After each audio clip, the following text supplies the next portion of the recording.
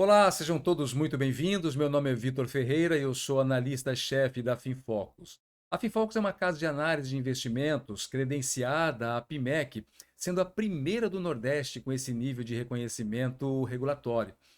A nossa missão aqui é traduzir informação técnica e análise econômica em decisões estratégicas que impactam positivamente a vida financeira de empresários, investidores e famílias que constroem legados. Hoje vamos conversar sobre a renda variável, um universo que pode parecer complexo à primeira vista, mas que pode ser extremamente acessível com o conhecimento certo. Investir não é só para quem tem muito dinheiro, é para quem tem propósito, disciplina e uma boa estratégia. Vamos ver como esse mercado funciona na prática, no Brasil e fora também, com foco em decisões reais que fazem diferença na sua vida financeira. Nosso principal objetivo aqui é abrir a sua mente para os diferentes instrumentos de renda variável disponíveis hoje no mercado, explicando o funcionamento, os riscos e, mais importante, como acessá-los. Vamos tratar com seriedade a relação entre o mercado financeiro e a macroeconomia. Você vai perceber como uma decisão do Banco Central, por exemplo, pode impactar as ações da Petrobras, o câmbio e até mesmo o valor do seu FII, e tudo isso numa linguagem acessível. Enquanto a renda fixa oferece previsibilidade e sensação de segurança, a renda variável traz as oportunidades reais de crescimento e geração de riqueza. Tudo isso no mundo dos negócios. Ao investir em renda variável, você se torna sócio de empresas e projetos que podem gerar lucros expressivos e valorização de capital no longo tempo, no longo prazo.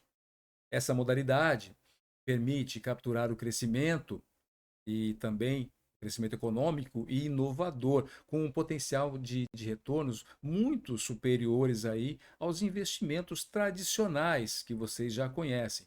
Por exemplo, empresários que apostaram ou investiram em ações de empresas inovadoras nos últimos anos tiveram ganhos significativos, transformando seus investimentos em fontes sólidas de receita. Claro que existe volatilidade e oscilações no caminho, mas com conhecimento e estratégia, esse risco pode ser gerenciado. Investir em renda variável é uma forma inteligente de diversificar, ampliar o patrimônio e se conectar diretamente com o crescimento do mercado e da economia. Nessa aula, vamos falar de tipos de ativos como ações, ETFs, FIIs, criptoativos, fundos listados e não listados, além dos BDRs. Também vamos entender como comprar e vender esses ativos, os custos envolvidos, tributos e como montar uma estratégia de diversificação inteligente. É isso mesmo. Mais do que isso, você vai aprender a enxergar o mercado com uma visão de portfólio. Se você é empresário, vai entender como usar a renda variável como reserva estratégica ou até como um fundo de oportunidade para multiplicar o caixa do seu negócio, e isso é essencial. Tudo isso com exemplos reais e ferramentas que você já pode começar a utilizar amanhã mesmo, entendeu? Bem, sobre as ações brasileiras, né, as ações negociadas na B3 são a porta de entrada para muitos investidores na renda variável. Ao comprar uma ação, você se torna sócio de uma empresa, participando aí dos seus resultados e decisões. Isso vale tanto para grandes companhias como a Vale, Petrobras, Itaú, quanto para empresas menores de alto potencial de crescimento, como Vivara, Vamos, a Ferbasa, por exemplo, tá? A escolha das empresas certas, claro, exige uma análise mais cuidadosa dos fundamentos, como a receita, lucro, o endividamento, a estratégia, né? O setor de atuação e também o momento do ciclo econômico que ela está vivenciando. Então, por exemplo, quando a taxa Selic está em queda, as ações de consumo tendem a apresentar aí, no caso, maior potencial de valorização, né? Já a valorização do dólar favorece as exportações como a Suzano, por exemplo, que ganha competitividade no mercado internacional. Então, entender e relacionar esses fatores é essencial para construir uma carteira sólida, alinhada com seus objetivos financeiros. Então, quando falamos de ações, é importante frisar aqui é fundamental entender que nem todas são iguais. Existem três tipos principais de ações, tá? As ações ordinárias, ON, que conferem direito a voto e também, né, a voto nas assembleias e participação ativa aí na gestão das empresas. Você tem também as ações preferenciais, ou PN, que dão prioridade no recebimento de dividendos, geralmente com menor poder de voto ou sem nenhum poder de voto, geralmente sem nenhum, né, e também as UNITs, que são pacotes que combinam a ON e a PN, tá? As ordinárias e as preferenciais em um único ativo. Isso facilita o investimento diversificado. Um exemplo clássico de UNIT é a ação da Taesa, por exemplo, que é TAEE11, bastante procurada por investidores focados em renda. Tá? Já o Banco Itaú possui ações ordinárias, por exemplo, a ITU-B3 e preferenciais, a ITU-B4, cada uma com comportamento diferente em relação ao preço e em relação à liquidez. Então, compreender essas classificações e suas características, ela é essencial para tomar decisões mais estratégicas e alinhadas aí ao seu perfil e objetivos financeiros, tá? Os índices da B3 são como termômetros do mercado, tá? O Ibovespa, ele é o principal deles e representa as ações mais negociadas na Bolsa de Valores brasileira, a B3, servindo como referência para o desempenho geral do mercado, uma forma de avaliar.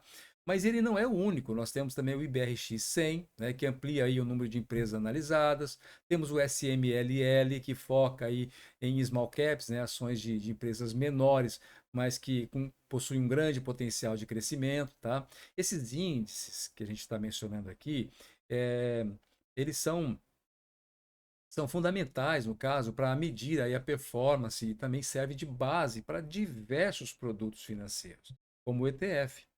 Quando você vê que o Ibovespa subiu 2% no dia, lá, sai no jornal no final do dia, né? Isso reflete o comportamento médio das empresas que compõem, né, aquele grupo de empresas que compõem esse índice. Avaliar índices ajuda a entender o cenário macro do mercado, né? E como ele pode também impactar aí os seus investimentos. Tá? Muito importante. E sobre as ações internacionais, hein? Investir no exterior deixou de ser um privilégio exclusivo de grandes investidores. É verdade. Atualmente, qualquer pessoa pode acessar ações internacionais através dos BDRs, que são certificados negociados na própria B3, né? E representam ações de empresas listadas fora do Brasil. Um exemplo é o BDR da Apple, que é a APL34, né, que permite investir na gigante americana sem precisar abrir uma conta no exterior, por exemplo.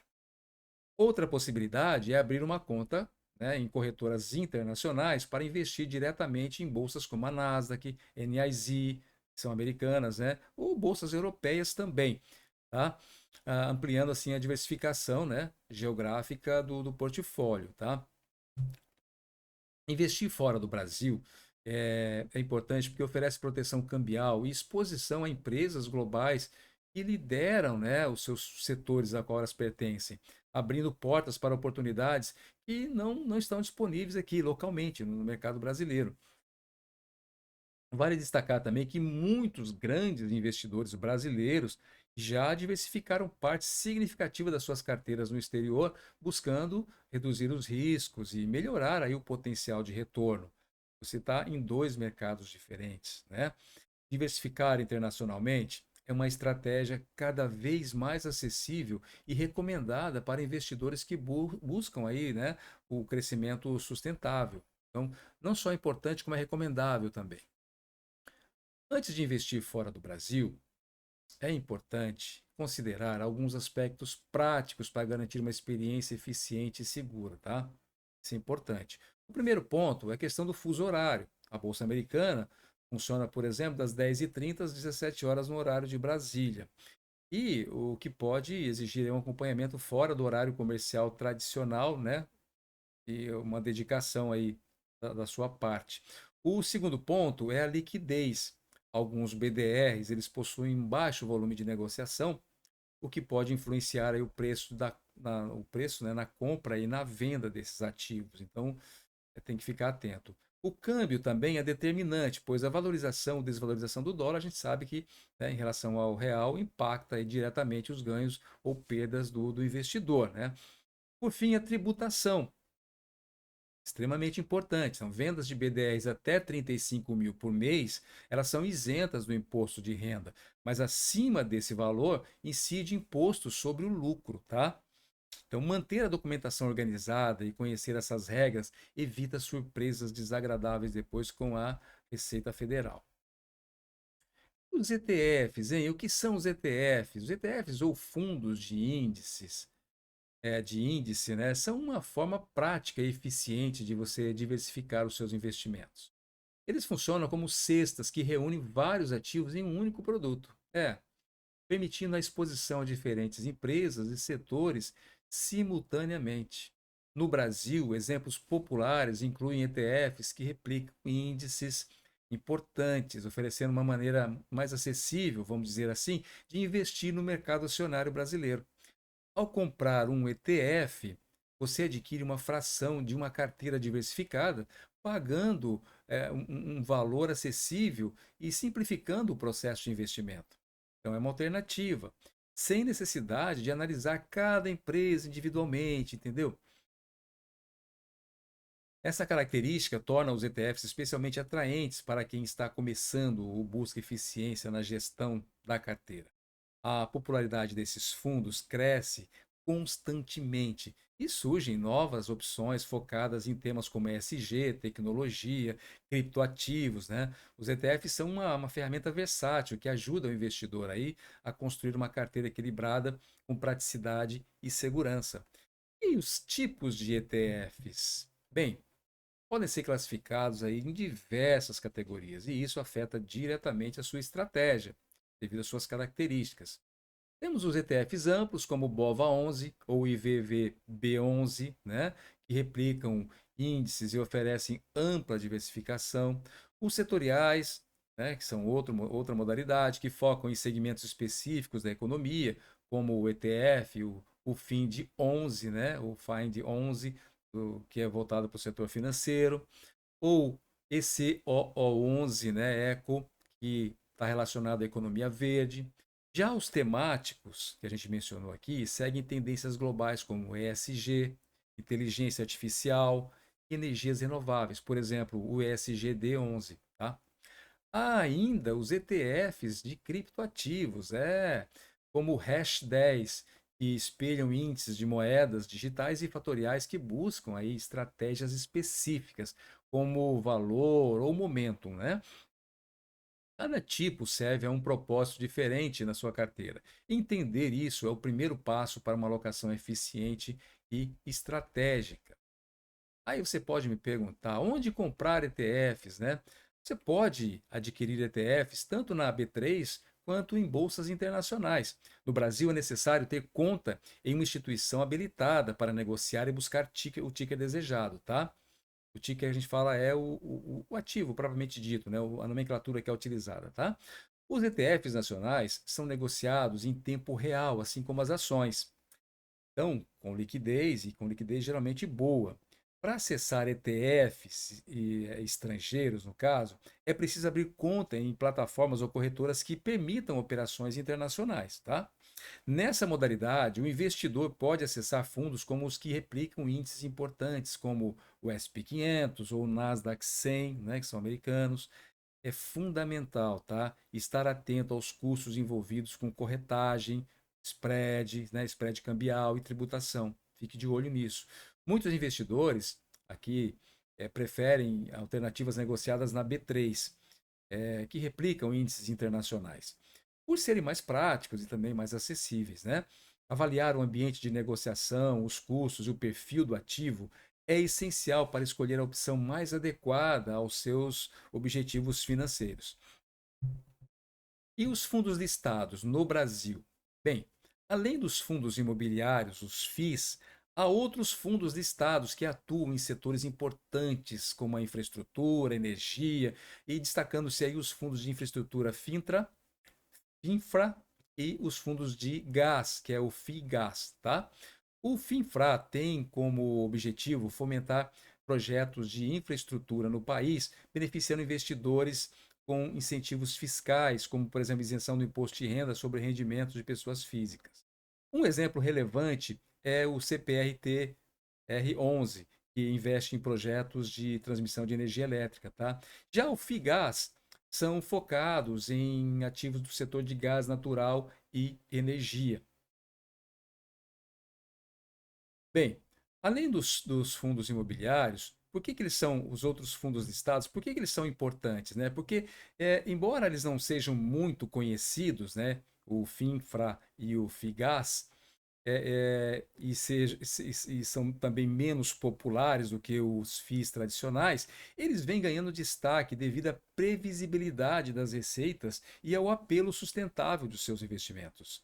Para o investidor, esses fundos eles representam uma alternativa interessante para diversificar a carteira, saindo do setor imobiliário convencional aí e buscando o potencial de estabilidade e geração consistente de caixa. Então vale a pena dar uma olhada também. E os fundos de ações não listados, hein?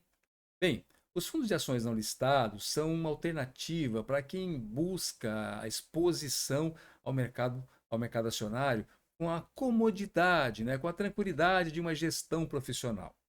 São acessados por meio de plataforma, né, tem várias aí corretoras no Brasil, ou diferentes bancos também. Eles reúnem recursos de vários investidores para formar uma carteira diversificada gerida por um gestor especializado, né, ou seja, um profissional. Entre os fundos mais conhecidos estão o Verde, né, do renomado gestor Luiz Stuberger, e o Dynamo Koga. Esses fundos cobram taxas de administração, tá? Então, geralmente em torno de 1,5% a 2% ao ano. E muitas vezes taxa de performance sobre os lucros também. Eles são indicados para quem deseja delegar as decisões de compra e venda e geralmente, né, a profissionais e aceita pagar pelo know-how, ou seja, pelos serviços. É uma boa opção para quem não tem tempo nem experiência, mas quer estar posicionado no mercado de ações. Quando usar os fundos não listados, então? Bem, os fundos de ações não listados podem ser grandes aliados quando o investidor busca diversificação com uma gestão ativa, tá? Feita por profissionais experientes. Imagine que você não tem tempo para acompanhar o mercado diariamente, como a maioria de nós, né? Analisar balanços ou entender os movimentos da política monetária, né? Nesse caso, delegar essa função para um fundo bem gerido pode ser uma solução inteligente.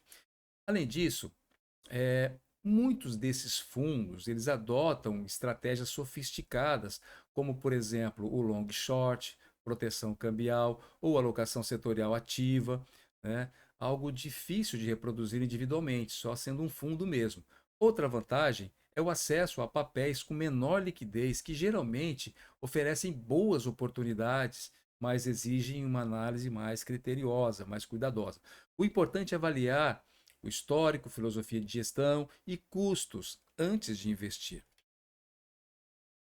Os criptoativos, vamos falar deles agora. O que são, hein? Uma nova classe de ativos digitais descentralizados, isso é muito importante, que tem revolucionado a forma como lidamos com o valor, propriedade, transferência de recursos. O Bitcoin, né, criado em 2009, é o mais conhecido, mas também existem outros milhares de outros, como o Ethereum, Solana, Cardano, os stablecoins como o SDC, o SDT, né? Esses ativos, eles funcionam sem um intermediário central, o que significa que não dependem nem de bancos nem de governos. A tecnologia por trás, o blockchain, garante a segurança e a mutabilidade das transações. É como se fosse um livro contábil, tudo fica registrado lá, né? Hoje, gigantes como a BlackRock, americana, por exemplo, a Fidelity ou o JP Morgan, né? JP Morgan já oferecem produtos com exposição a cripto para seus clientes institucionais. No Brasil, o mercado também cresce com regulação cada vez mais clara, o que tem atraído aí desde investidores iniciantes até gestoras, grandes gestoras internacionais. Bom, e como investir em cripto, né? Existem três formas principais de investir em criptoativos, tá? A primeira é por meio de exchange, né, ou corretoras, como o mercado Bitcoin, Binance ou Coinbase, são apenas exemplos aqui, onde você compra diretamente ativos como Bitcoin e Ethereum, tá? A segunda opção é através de ETFs de cripto, ETFs de cripto, como o Hash 11 ou o QBTC 11 também, negociados na B3 e que permitem aí exposição diversificada ao setor de cripto com simplicidade, né? E via corretora tradicional também, ou seja, tudo direitinho. Por fim, há os fundos especializados oferecidos por gestoras como a Hashdex ou BLP, né, que fazem a gestão ativa de uma carteira de múltiplos ativos digitais. Tá? Para quem está começando, os ETFs oferecem um bom ponto de entrada e com menos complexidade, né? Mas é fundamental estudar sobre custódia, segurança e regulação antes de investir diretamente, ok? Investir e os riscos, hein? A gente tem que falar dos riscos, né? Dos criptoativos. Os criptoativos, eles exigem uma compreensão clara dos riscos envolvidos. Tá? O primeiro deles é a volatilidade. É comum ver oscilações de 10 ou mais, às vezes muito mais, né? 10% em um único dia. O segundo risco é a custódia.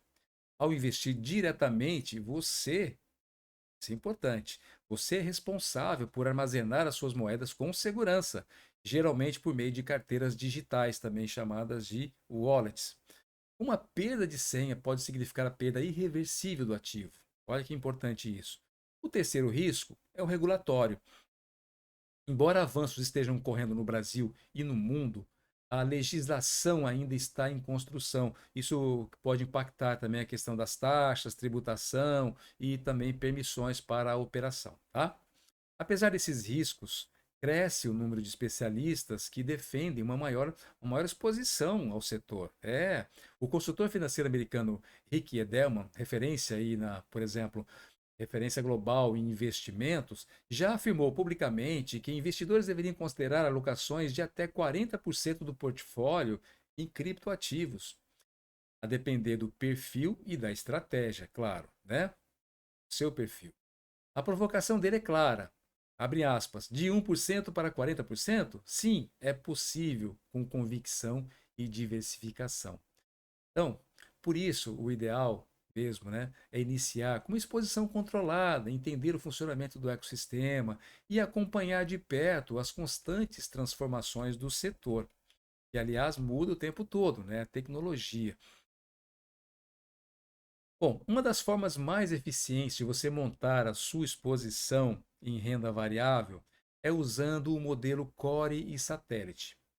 Nele, a parte core, né, ou coração, o centro da carteira, ela é composta por ativos mais estáveis, diversificados, como, por exemplo, ETFs amplos. Exemplo, BOVA11, que nós mencionamos agora atrás, e o IVVB11, que garantem uma base consistente. Já os satélites são as apostas de maior riscos ou temáticas. Então, ações de crescimento, criptoativos, setores específicos como tecnologia e energia renovável, né? Essa abordagem, ela permite capturar oportunidades sem comprometer a estrutura central da carteira.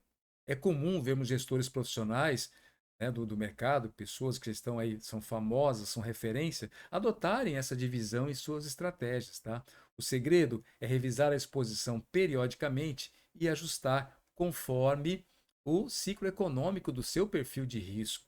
Muito importante ficar ligado nisso. Sobre a diversificação inteligente, a gente tem que comentar que diversificar não é apenas espalhar o seu dinheiro em diversos ativos. Não é tão simples assim. É uma estratégia essencial para a proteção e crescimento constante do patrimônio. É o que todo mundo busca. A diversificação inteligente considera três eixos principais, tá? O eixo geográfico, o setorial e o temporal. No aspecto geográfico, investir tanto no Brasil quanto no exterior ajuda a reduzir os riscos específicos de cada país ou região. Claro, protegendo contra crises, por exemplo, locais, né? Setorialmente, incluir setores distintos como tecnologia, energia, consumo, saúde e agronegócio aumenta a resiliência da carteira. É importante.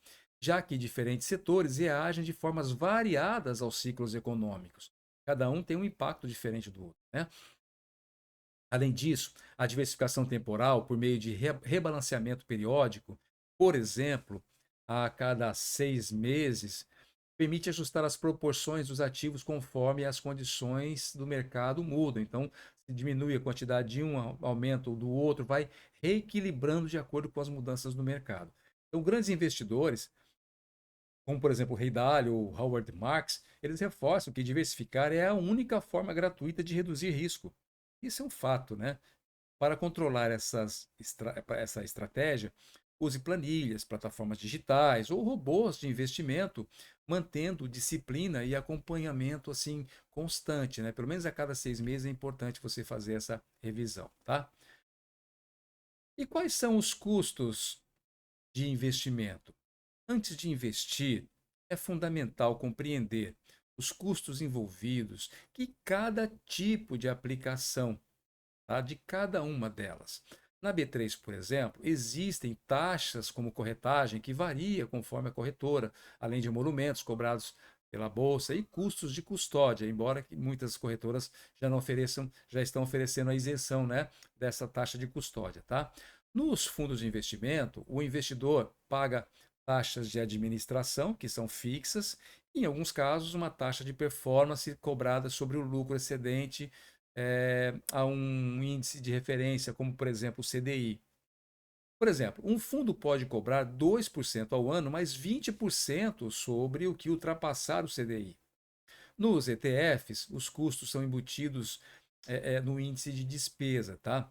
Que geralmente fica abaixo do 0,5% ao ano. Então, já em criptos ou criptoativos, criptomoedas, há spreads, né? Taxas de saque e custos relacionados à custódia, nas wallets, por exemplo. Então, esses custos eles afetam diretamente a rentabilidade. Por isso, simular e comparar antes de investir é sempre uma prática bastante recomendada, tá? E agora um ponto que nós não podemos deixar de mencionar: a tributação sobre investimentos.